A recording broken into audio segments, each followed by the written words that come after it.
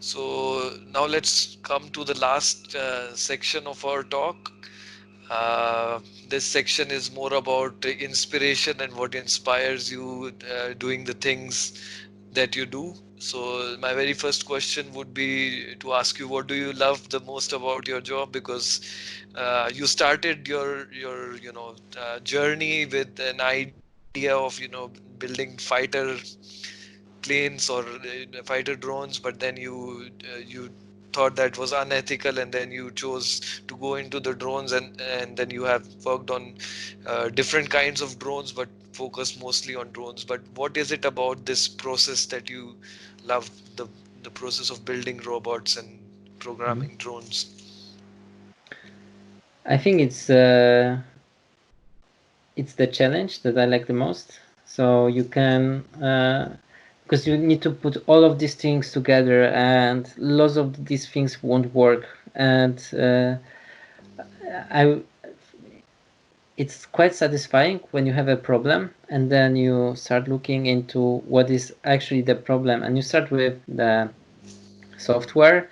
Then you might realize the software looks okay, so you check the electronics part aspect of the robot, and then maybe you even go to mechanics to find the source of the issue. And I think like this gives you like this problem solving is I quite enjoy it because you think of so many, you need to think of so many different aspects to see where the problem actually is. um, and the second thing I quite like is the um, I would say this hits this curiosity aspect. Like I'm really curious about this kind of stuff, and I'm constantly learning new things about robotics and keep growing. And it gives me quite a lot of satisfaction, like learning all these different things. So that's Yeah. I think that's my main priority. Also, this is a bit of a problem because my hobby is also my job, and this is not really healthy. So I need to Why think is of it some not hobby now. healthy? Like you shouldn't I do mean, that's that. ideal, right? Yeah, it's ideal, but at the same time, um, like I was really passionate about the drones, and I don't enjoy flying them anymore because sort of th this makes me think of work, because I flew quite a bit of drones at work, and that's why I stopped flying. So I can kind of fly, but don't really feel like I'm taking the next steps. And yeah, it sort of doesn't give you as much pleasure as it would if it was just a hobby that you do for relaxing. Because for me, like I think association is drones is work and it's not rest. And sometimes you need uh, rest, right? yeah, yeah, Um, yeah, so that's my actually plan for the next couple of weeks, just to start doing some other things just for fun. Yeah, just for other fun than my job, because it's also fun. Like I mean, it's I'm not saying drones are not fun; they are really fun, uh, but it's work now. yeah. I get. I mean, you associate uh, that Yeah, one thing that you're doing with work because you have to deliver. Sometimes it can be hard to motivate, but you have to deliver it anyway because it's yeah, work. If it was a hobby project, maybe you will do it when you feel like it. yeah, exactly. Yeah, so that's like interesting. That's a disadvantage of enjoying your work. Yeah. Yeah. Uh, what is your uh, vision with your career, freelance career? Because for a typical job, one would like to progress across a ladder. Maybe you'd want to be a senior software developer after this, or go into management, and then there's like a few possible set of area directions that you can choose for your career. But for Mhm. freelancing work, it's like it's nothing is defined. You have to choose on your own. So what's your vision with this thing? What's your with your business, consultancy business, and with your newsletter thing? Where do you want to see these two things grow? Mhm.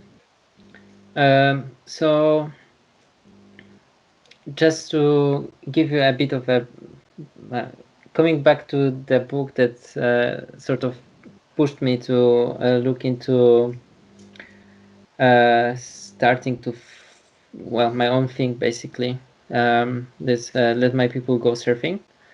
It inspired me, like it gave me this outlook that really most of the time the role of the companies is to make money for the founders or the investors.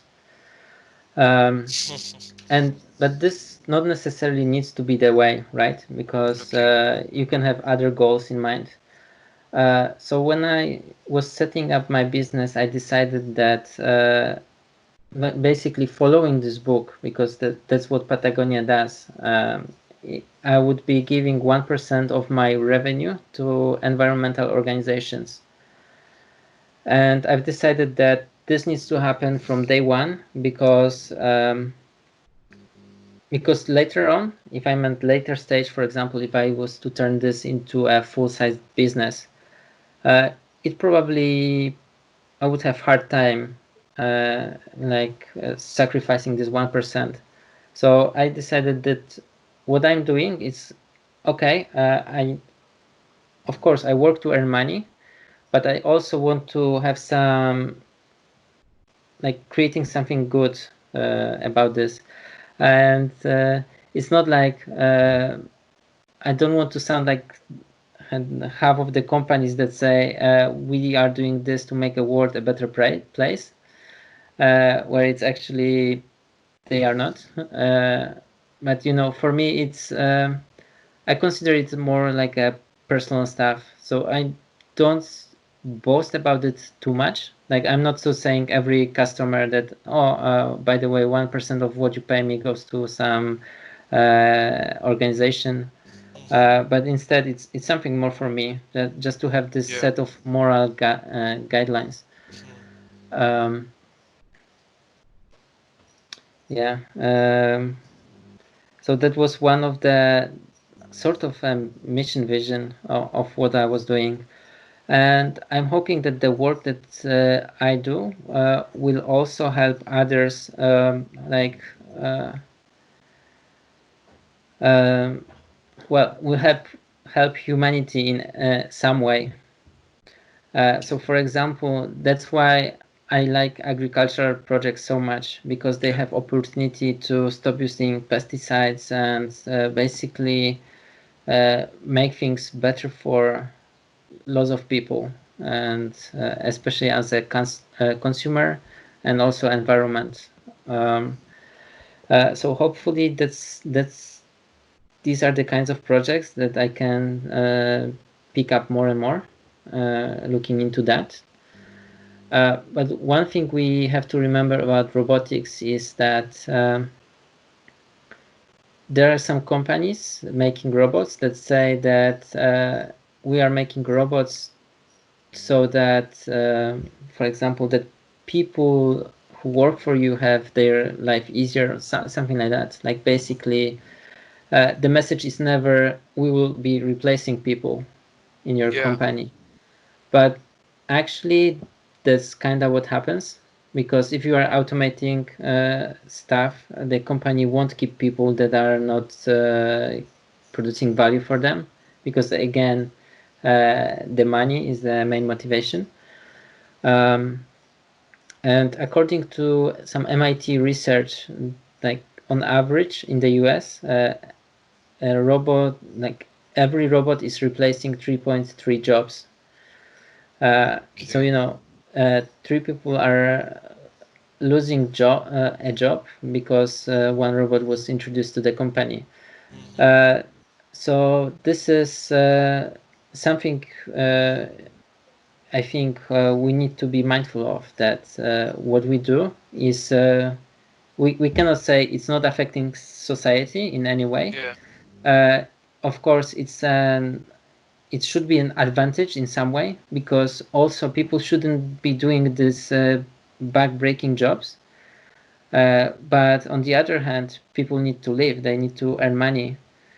Um, and this is probably for to decide how to do that, how to ensure this for Yeah. people way smarter than me, because uh, well, let's not kid ourselves. I don't know anything about economy or stuff like this. Personally, I like the idea of robot tax that some people are saying about. Hmm. Uh, but this is, but of course, it's my personal view, and I don't know how well this could work. I don't see why it wouldn't. Uh, but someone way smarter than me will decide on that, and hopefully something like this can happen. So at least, yeah, so it's fair for everyone.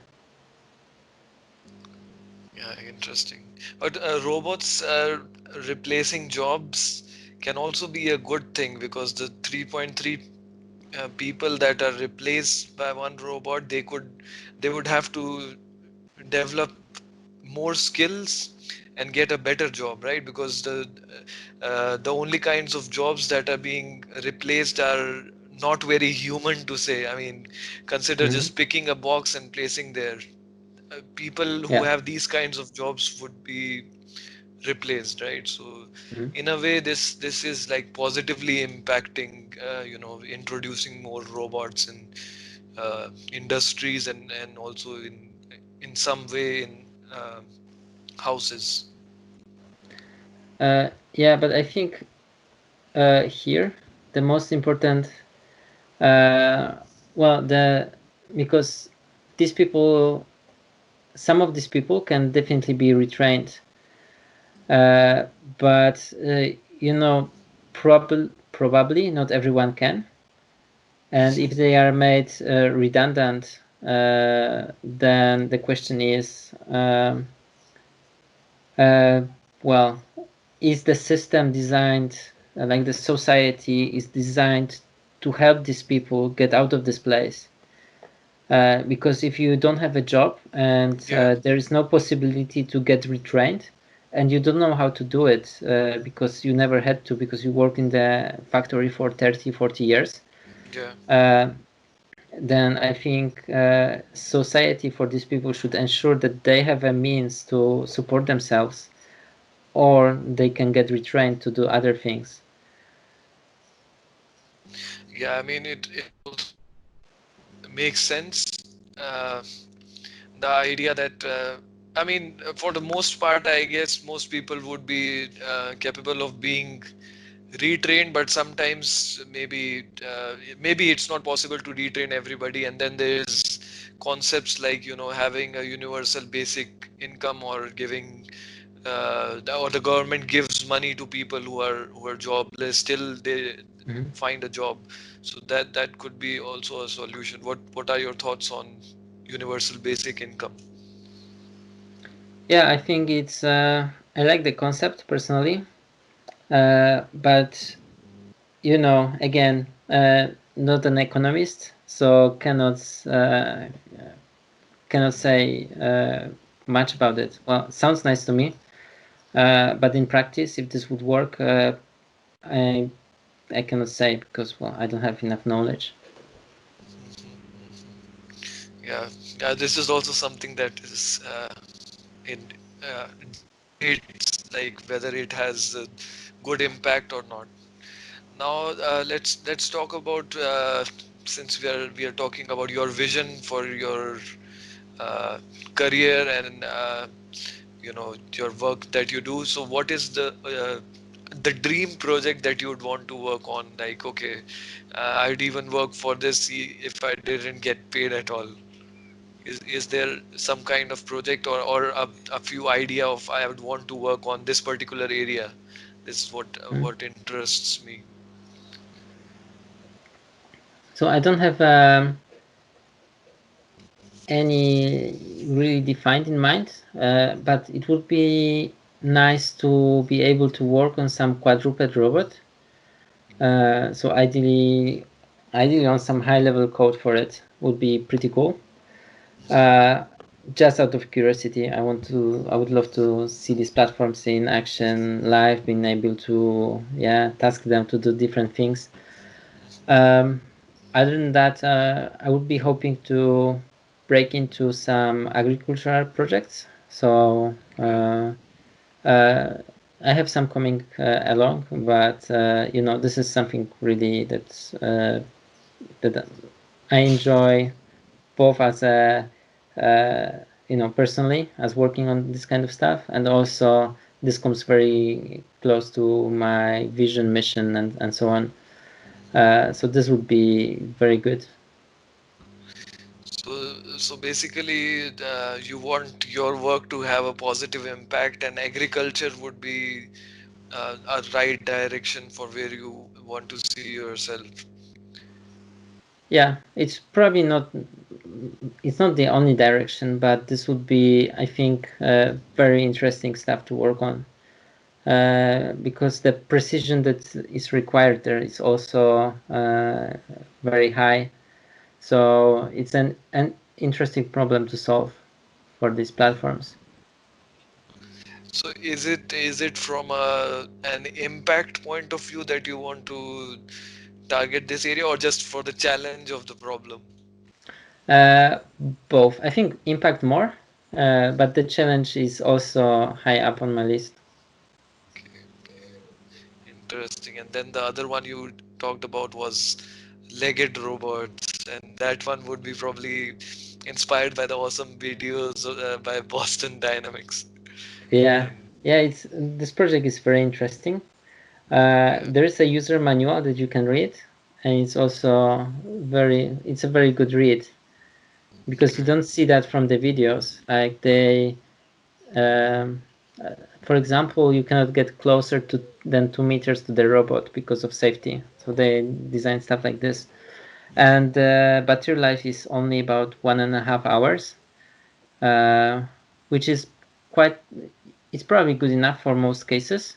Hmm. Uh, but it's because of the, like, if you compare this to the wheeled robot probably can run for many more hours, and it's because it's by design.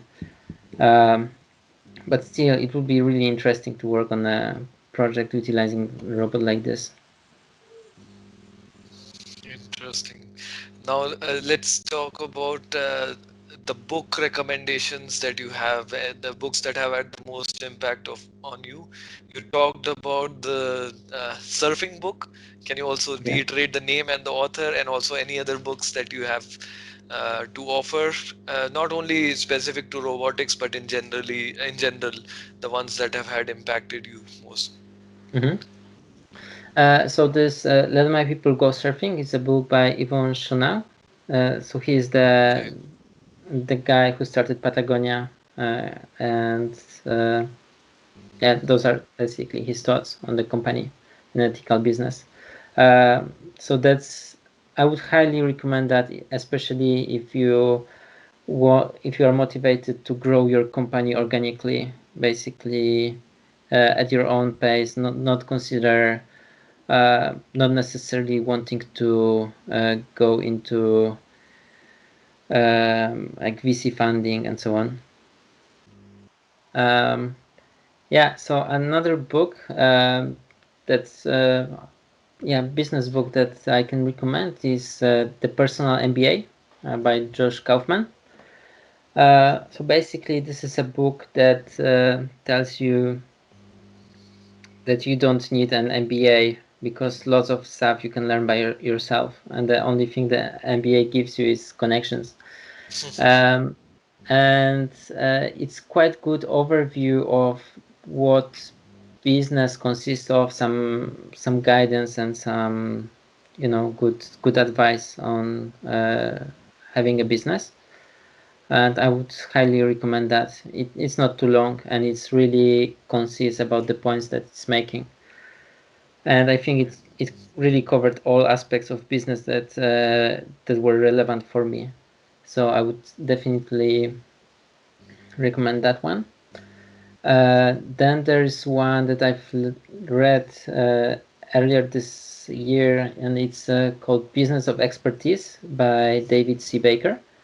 And this book is about also being a consultant of a creative firm, and Hmm. gives lots of good advice on basically uh, how to sell yourself as a consultant in a way, and how Okay. to be relevant to your customers, to your audience, and basically, yeah, some very solid advice on being a consultant.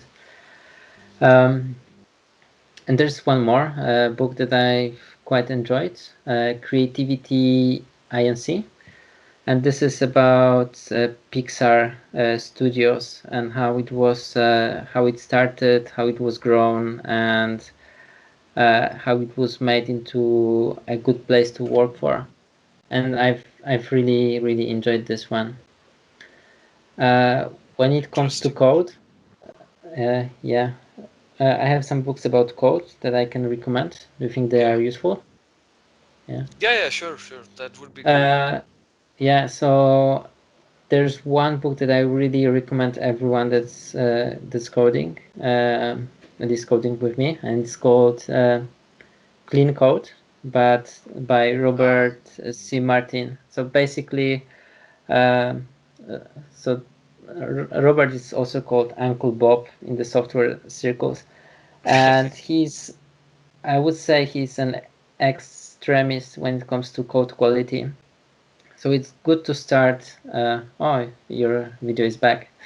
yeah. I Uh, was I was trying to make it run in the background. yeah. Okay. So I think this book is good to start with because he's really extreme. Like says that the function cannot take more than 3 parameters. Otherwise, it's not a good function. Or if your source file is longer than 100 lines, then it's shit, basically. So it's good to start with this book because it gives you an idea that you can be like that as well. But then you should read Code Complete, which is also a book about software quality, but it's more balanced. It's not so hardcore. I think those two books will give you two different perspectives, which is probably good. Then also there's a Clean Coder by Uncle Bob, which gives me some ideas about being a software developer and ethics and so on. And he makes quite good points about also about working your 8 hours and really needing rest. And also, like if you are not productive at work, go home and do these hours later because it's not useful. Like you have negative productivity most likely if you are tired. Yeah. Uh, and yeah, the last book I think I can recommend about C++ is Accelerated C++. So it's good if you want to learn C++, have some kind of knowledge from before, Hmm. but want to get up to date. Um, there are also two Ross books that I think I can recommend. Yeah, I can recommend them, but the issue is that they might be a bit outdated with the latest releases. But I've read Programming Robots with Ross. This is basically a book from O'Reilly that covers using Python, I think, with Ross. I don't know what version of Ross it's targeting.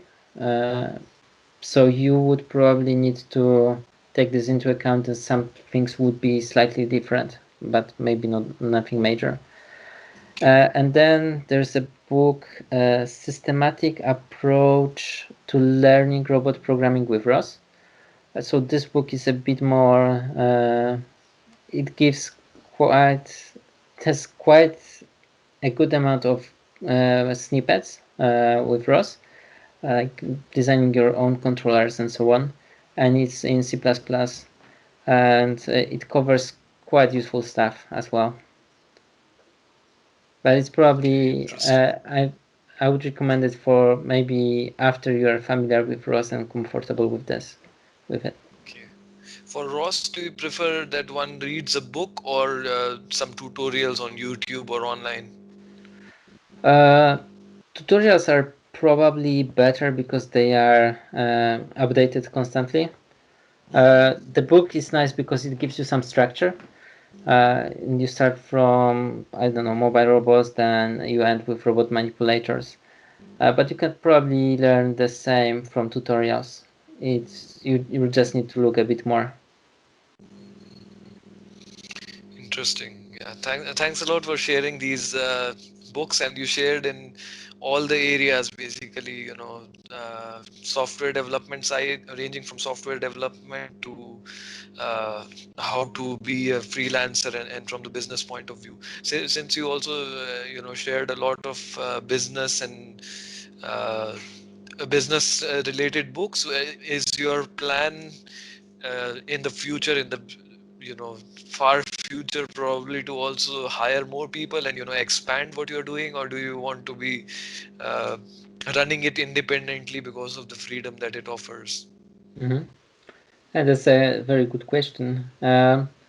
So my growth plan right now is to get a proper workshop. So this is the thing I'm thinking about the most these days.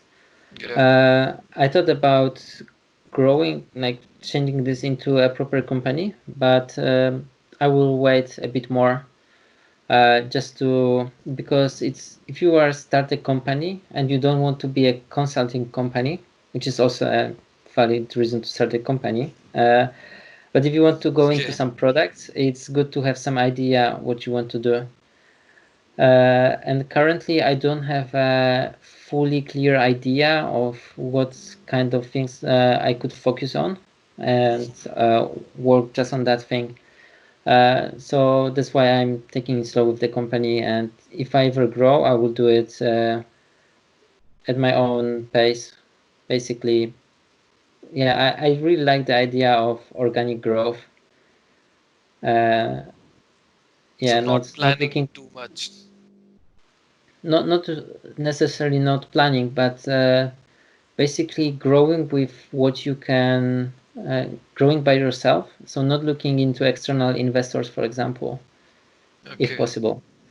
But it's having an investor is probably a very good at some point. So if you reach certain level and you really need to grow very fast to reach the market quickly, then having an investor can be very helpful. But if you can earn money as a company by yourself by selling products, not like hopes, then hopefully, yeah, you can steadily grow. You don't need to grow 150% a year. It's for some people it will be enough to grow 10% a year or stay at the Yeah. same level. Why not? What's so bad about having a steady company and not shooting for the moon? But I think Yeah. it all depends what you want, and Always a personal choice, right? yeah, definitely. Yeah. So finally, my last question would be to give your suggestions on what kind of mindset to adopt um, when progressing in a career, and how to even decide a career. So a general advice based on your experience and your journey that you have had. Hmm. Um, I think one good advice if you want to do software is always be coding. So basically, yeah, if you want to grow into software development, you should be coding. Uh, Sounds simple, but I had months when I wouldn't touch the code because it depends on the company, what you do, and so on. Yeah. Um, and I think what we said earlier about staying curious and basically growing yourself is, I think, most important because if you specialize yourself based on your interest in something, and then you can start a job doing this because it's worth something to someone. Yeah, uh, then it's a win-win because you get paid for what you love and someone gets a really passionate employee. And this passion, I think, is really important as well, because lots of, like, if you come across as a passionate person, everyone wants to work with passionate people. yeah. So having a, if it's your passion, then you should go for it. That's my advice. Interesting. Yeah, that's Yeah. like very good set of advice to, someone who is into software development and always be coding. That's Mhm. like the most practical thing to say. And yeah, with this I just like to conclude our talk. And I think personally it was a really amazing experience for me. You shared your whole journey, how you got started, why you got started, what motivated you, and why you chose to go into freelancing, why you chose to fly, drones and program drones, and uh, did all the projects, what your thoughts about robotics in general are, what are the hot topics in robotics, all these things, and your personal motivations and inspirations. And also thanks for sharing the suggestions and advice for students, programmers, and anyone who is interested in this field. So overall I think it was a pretty amazing talk that we have had. And of course we uh, extended our time that we had in mind, but it was worth it because we had plenty of stuff to talk about. Also, we can also have another talk in the future, maybe because there's still a lot of things that we can cover about robotics, or maybe I'll plan a different series in robotics where we can talk about concepts or things like that. But yeah, Mhm. we'll plan something later. Okay, cool. Yeah, thanks a lot for having me. It was a nice pleasure to talk to you. And yeah, I hope we'll have yeah, another episode. Would be nice. Okay, guys, this was the final part of the talk with Mateusz Sadowski about robotics, freelancing, and online business. If you enjoyed this podcast, consider subscribing and hitting the bell icon to receive notifications whenever the next podcast, the next episode is online.